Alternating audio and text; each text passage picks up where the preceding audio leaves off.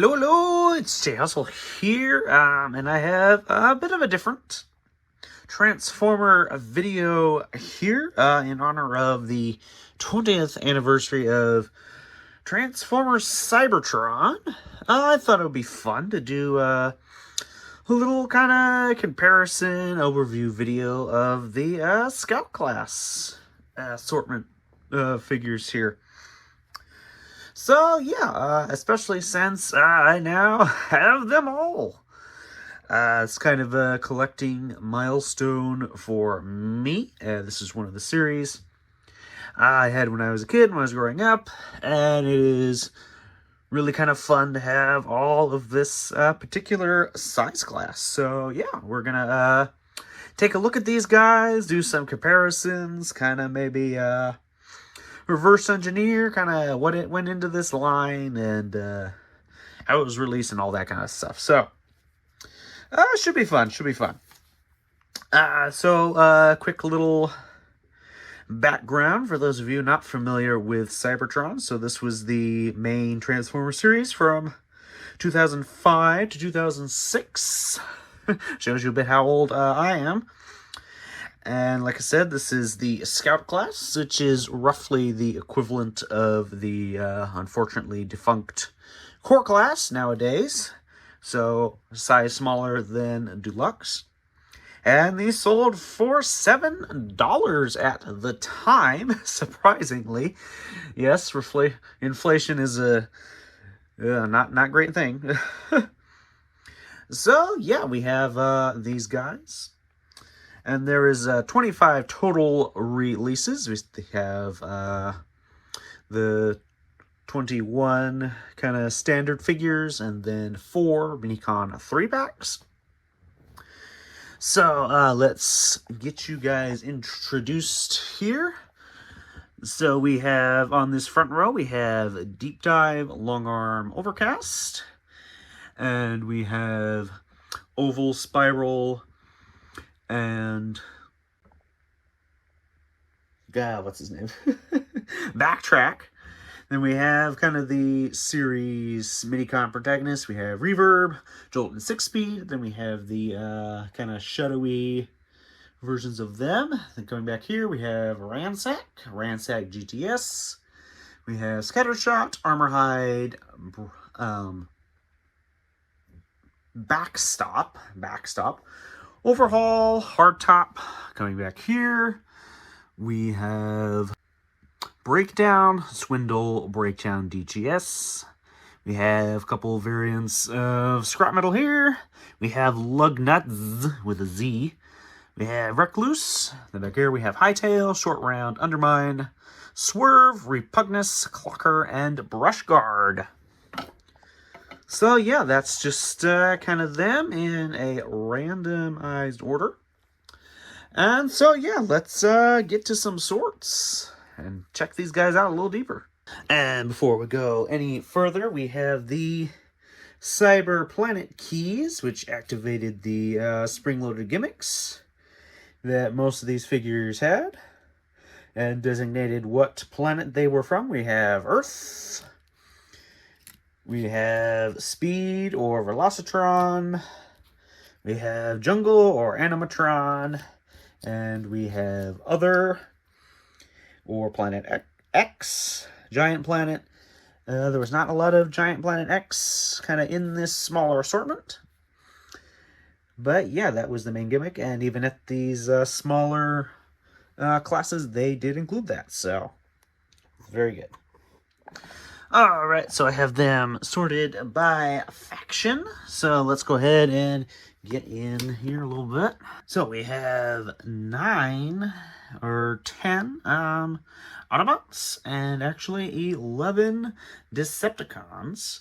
Slight Decepticon advantage over here, but when you factor in the Minicon teams, the 4 Minicon teams, we kind of have 3 Autobot aligned, and then we have 1 Decepticon aligned team here. So, with the Minicons taken into account, the Autobots kind of pull ahead. But yeah, a really interesting kind of mix. Pretty even, all things considered. Alright, and here's a closer look at our Autobots here. Yeah, a good looking set of Autobots here. Can already see some repaints here, but we'll get into that. So yeah, good looking bunch of Autobots here. And here we have a closer look at our Decepticon crew. So yeah, a little bit surprising. We got more than the Autobots. But yeah, they look good. And here we have our Minicon teams.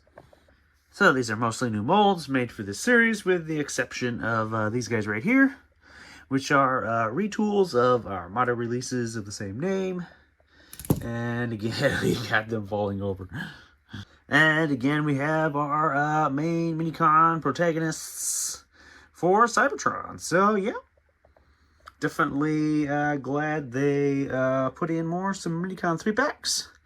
Now, they did do Minicon 2-packs later in Cybertron, but I might take a look at those at a later time. Okay, so now we got to look at those repaints. So you can see that quite a few figures in this line were repainted and reused. A total of 9 of the 25 releases were repaints of another figure. So we can see nothing has really changed as far as that goes. So now we have our repaints organized by a faction, minus the Minicons, and we see that the Decepticon side over here has quite a bit more repaints. And we also find some other interesting, like this mold in particular, was only made for Decepticons. You have 3 molds that were Decepticon exclusive, and then we have 2 molds that were Autobot exclusive. And then we have these interesting little guys in the middle here.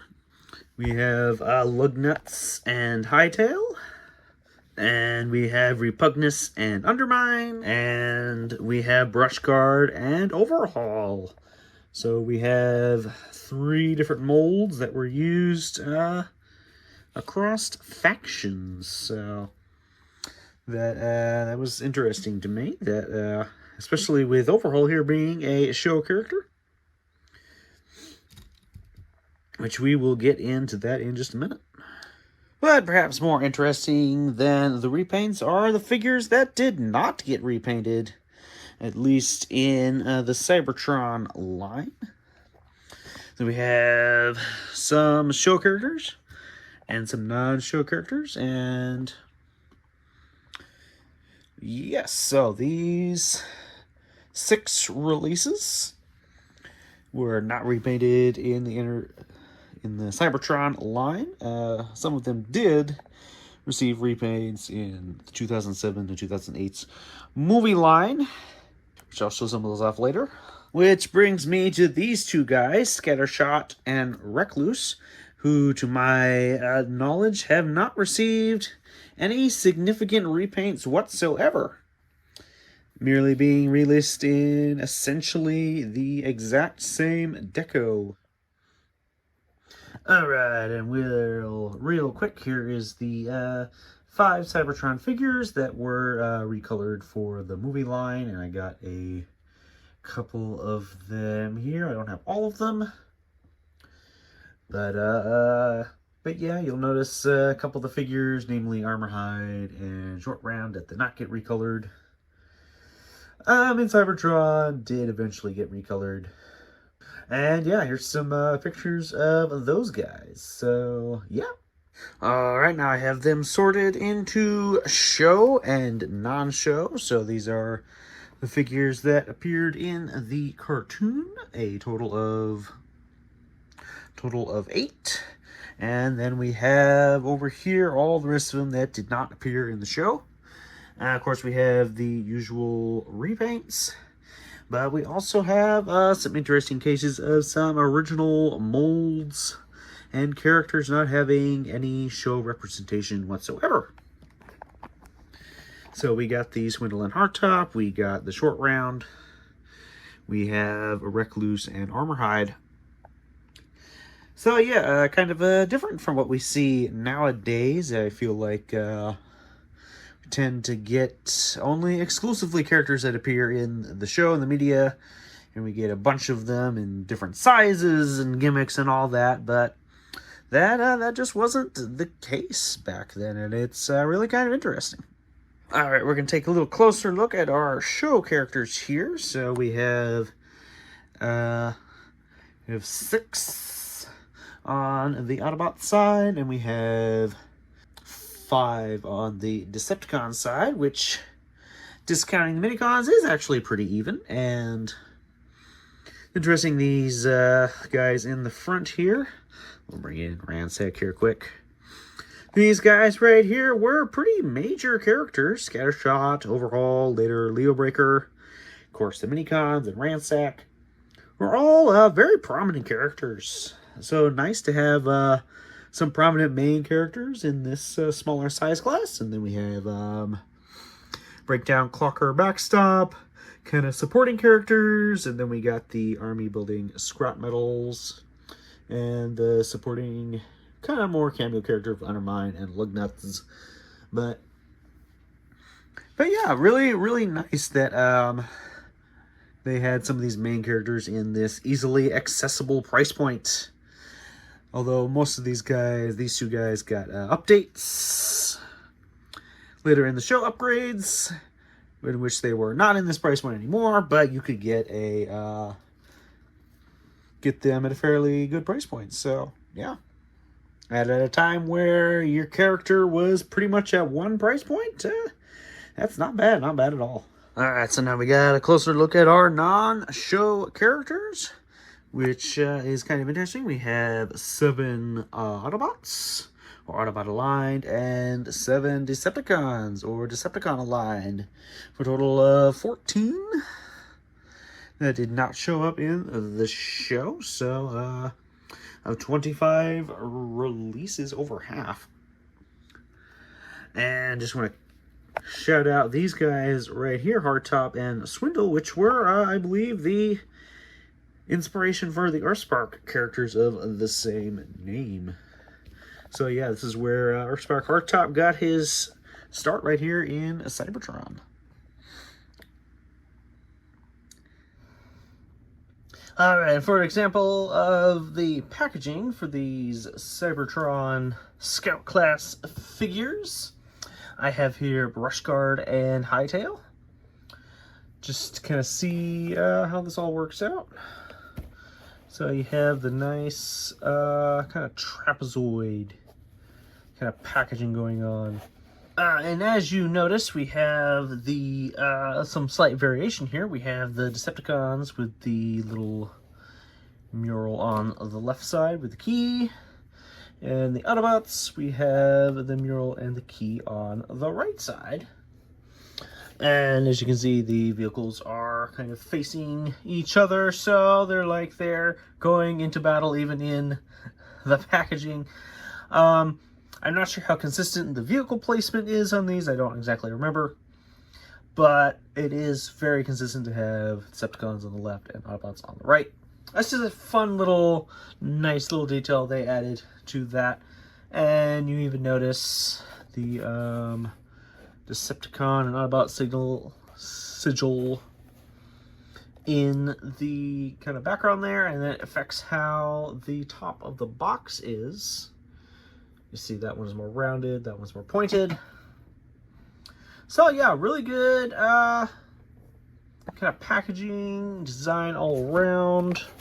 And turn them around and they have the bios, tech specs, all that kind of thing. And you see the Decepticon purple, Autobot blue, all that kind of thing. So yeah, I really like these Cybertron packagings.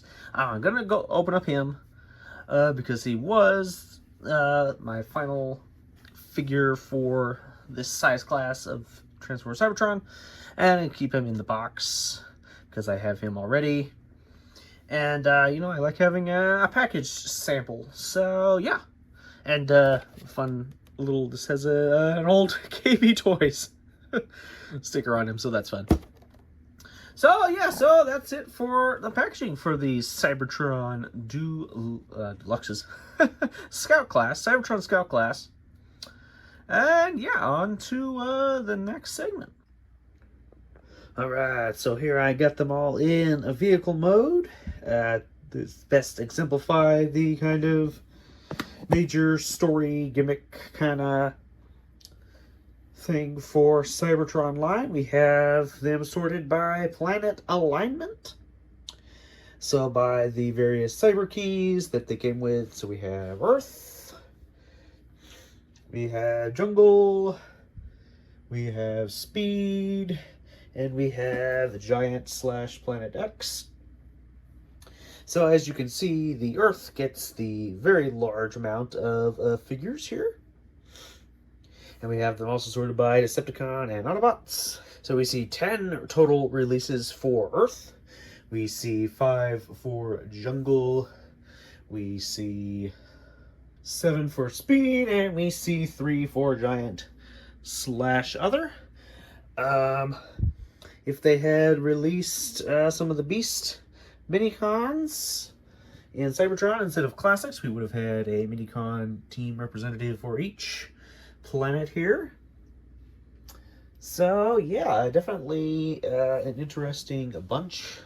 Here really provides kind of a variety of alt modes. We got kind of these techno-organic kind of beasts. We got futuristic sports cars and motorcycles and all that kind of thing.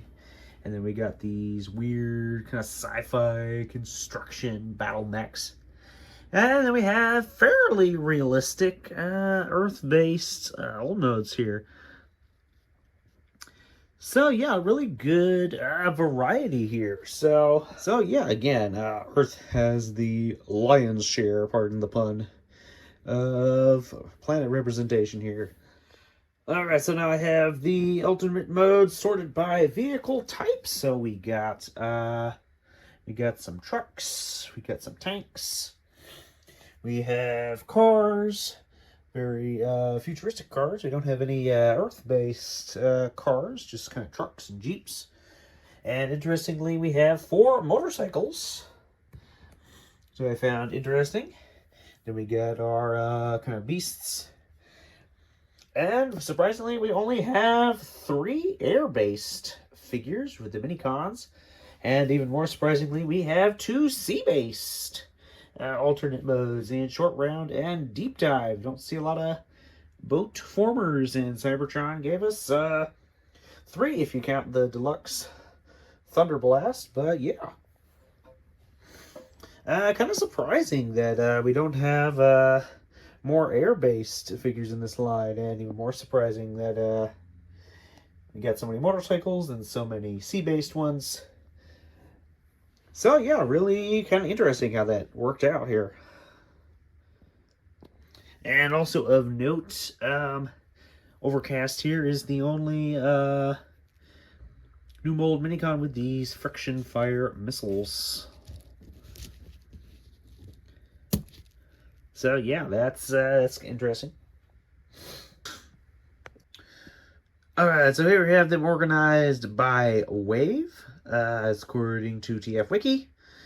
We have 10 total waves, 5 for 2005 and 5 for 2006. And this is where kind of the release dates and engineering and all that kind of get interesting. So let's just go into this. We got wave 1 with Ransack, Scattershot, and Overhaul. Have wave 2 with Clocker, Hardtop, and the Recon team. Have wave 3, Armorhide, Breakdown, and Undermine. Wave 4, Backstop, Brushguard, Recluse, and the Speed team. Have wave 5 with Swerve and Swindle. Have wave 6, Red, Scrap Metal, and Lugnuts. Wave 7 with Short Round and Repugnus. Wave 8 with Ransack GTS and the Giant Minicon team. Wave 9 with Breakdown GTS, the Yellow Scrap Metal, and Wave 10 with Hightail and the Shadow Recon Minicon team. So, as you can see, kind of what I've heard kind of the toy designers talk about of variants in wave and colors. We see that each wave has a variety of alternate modes, a variety of colors. Don't have a lot of the same colors in a wave. They're very opposing to each other. I also see quite the variety of alternate modes within a wave. And also note the first wave, we have 3 show characters from no less than the 3 main planets. So this would have been in the early days. And then we have, again, 2 show characters, a prominent Minicon team, and then that trend continues with 2 show characters, with 1 show character in this wave, and then after that it kind of starts to get into some show and non-show characters. And then noticing these last 2 waves are completely repaints of other figures. And that kind of, in these 2 waves, 7 and 8, you have 1 new mold, 1 repaint. And then wave 6, you have 2 new molds. Wave 5, you have 2 repaints. Here you have 1 repaint, 3 new molds. And then these first 3, you have no repaints whatsoever. So again, you kind of see their planning. They put all of their kind of new molds out at the beginning, and then as the line kind of goes on, they put in more and more repaints. So just interesting how that trend kind of continues. And also interesting, they have, again, kind of a mix of planets of origin. And you'll also notice for basically all of 2006, each wave only had 2 figures, 2 releases. Whereas the pretty much all 2005 had 3 or more in the case of wave 4.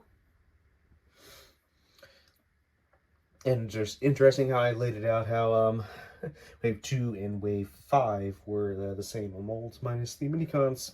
So if I had to guess, I would say 2006 got less figures in their waves because they, later in this line, they added the minicon price point and the Legends scale price point. So my guess would be that would be why 2006 had a bit fewer figures. Alright, and here's a look of my collection as a kid. These are the ones that I would have bought new. And that I missed some entire waves here. And then got kind of 1 or 2 in each of these early ones. Now, I'm not sure if Hightail or Wave 10 was particularly hard to find. I do not remember. I don't have any data on that, but I don't recall any of these being particularly scarce. Just kind of whatever allowance I would have at the time. So, okay, and here is as near as I can figure the order in which I purchased these guys. As I said earlier, right about here is where I stopped getting them new. I know these guys I got used a couple years afterward. And then these guys, this whole front row here, were basically as an adult collector. And I know I got, I believe these 3 right here this year, rounding out my collection. So, yeah. Very glad to have all these. These are all some very good figures. All right, and in no particular order, here is the figures I think is most worth your time. My recommendations for if you want to go in on this line, this size class. I think all these guys are worth your time. Some of them are not as strong as others. I think these ones in the back are probably the strongest figures. Still hold up today. That scrap metal is definitely very cool. A very good army builder in my opinion. I think these guys are solid minicon teams. They're very interesting. I really kind of like Recluse. You don't see a lot of monitor lizards. Certainly short round is definitely one of my all-time favorites. And then along with Armorhide's definitely a very fun figure. And then you got the show characters, Ransack and Scattershot. But yeah, these definitely are very good figures, a very fun line. They hold up very well. I don't see them very broken all that often. As far as finding them, your best bet is probably your secondhand market. Not quite sure what exactly these go for, but I think for any one of these, I'm going to say under $25 to $30 would probably be good. Some of these you could find for less than that used. But yeah, once again, very happy to have them all. Very happy to have these in my collection.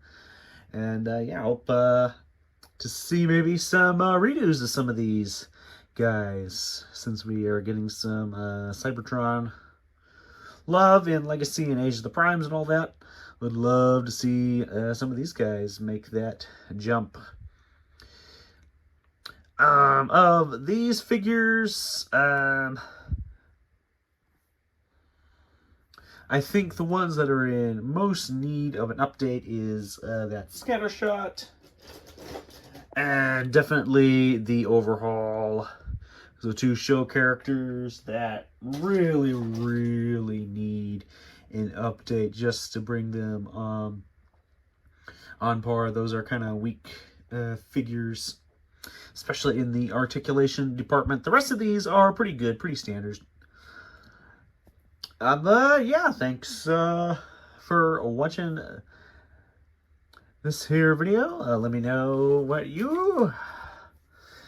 any thoughts you have on these figures, on these lines, and hey, maybe if I ever complete any more of these size classes of any of these lines, I might do something like this again. But yeah, that is all for now.